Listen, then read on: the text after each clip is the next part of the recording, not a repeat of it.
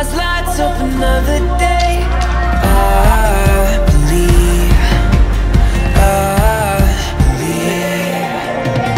I woke up and my whole world changed. You're the kind of love that gives me faith.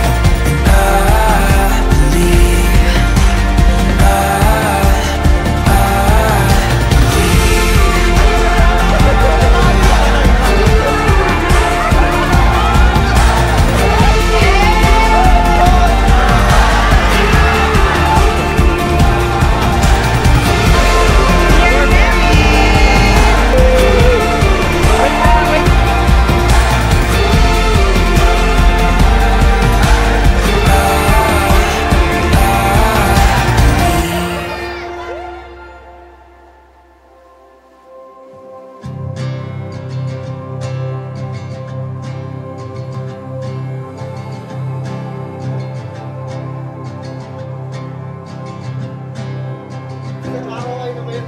college, kami, schoolmate.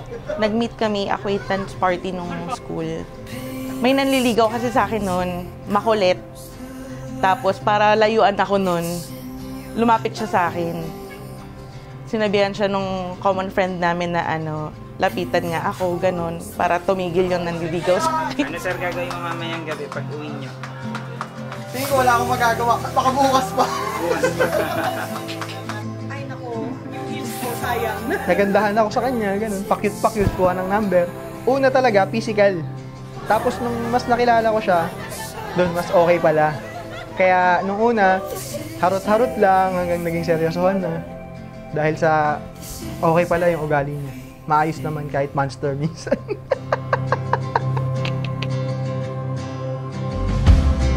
don't fall asleep. Pinagdasal namin siya na sana mangyari.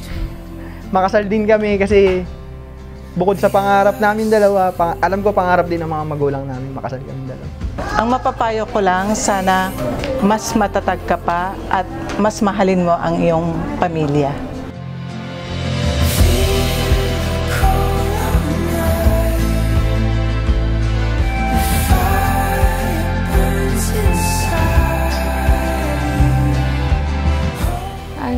Dad, thank you kasi bayan, umabot tayo dito. Tsaka pinilit mong bigay sa akin tong wedding na to.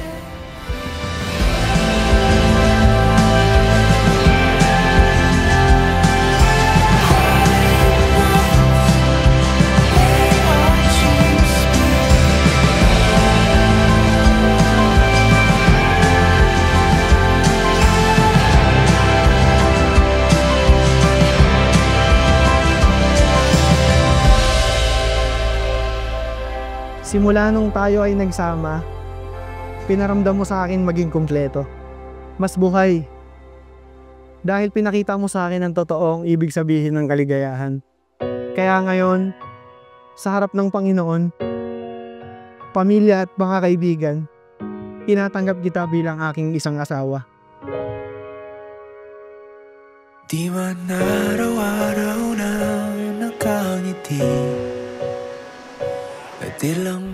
Ma-joke, tsaka sobrang maalaga, tsaka sobrang lapit kay Lord.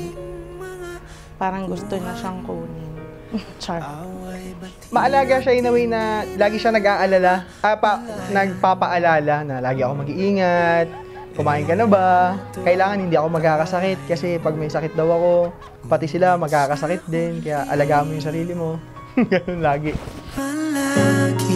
Kakasal na yung anak mo. Masaya, pero masaya pa rin.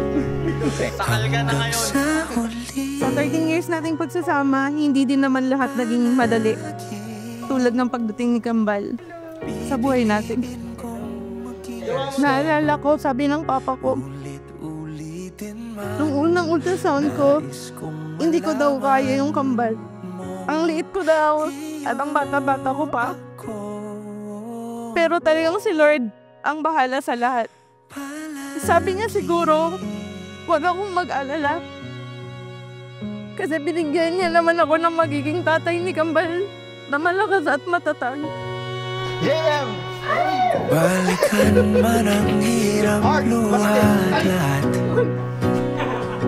Ikaw ang paborito kong desisyon at Oh my gosh, John Michael. pag napaligiran ng ingay at ang gulo, di ko pagpapalit ngiti mo sa mundo.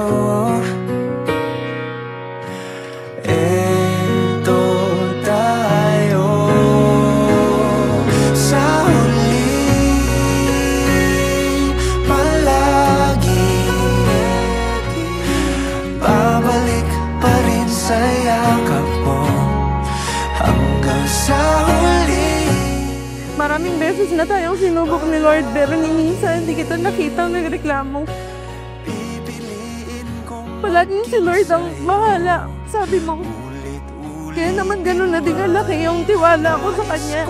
Kahit proven and tested naman talaga. Iyon ko.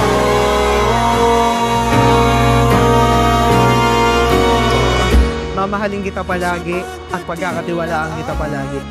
Pangako ko sa'yo na ang idea mo at ang idea ko ay parehas sa lahat ng bagay. Pagdating sa ating pamilya, kasing halaga ng desisyon ko yung desisyon mo dahil kakalimutan ko na ang salitang ako at laging magiging tayo. Salamat, Dad. Binaramdam mo yung ganitong pagmamahal sa akin. At higit sa lahat, salamat at di ka napapagod.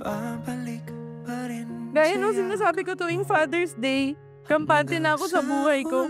Hindi dahil mayaman na tayo, kundi alam ko lagi mo kaming priority. At lagi kaming safe ni Kambal. Maging sa'yo at ulit-ulitin man. Excited na akong tumanda kasama ka. Makita yung mga plano natin, mga pangarap na natutupad. Ako Kaya mahal na mahal kita. Ngayon at magpakailanman, Mami, I love you. Love you, Dad. lagi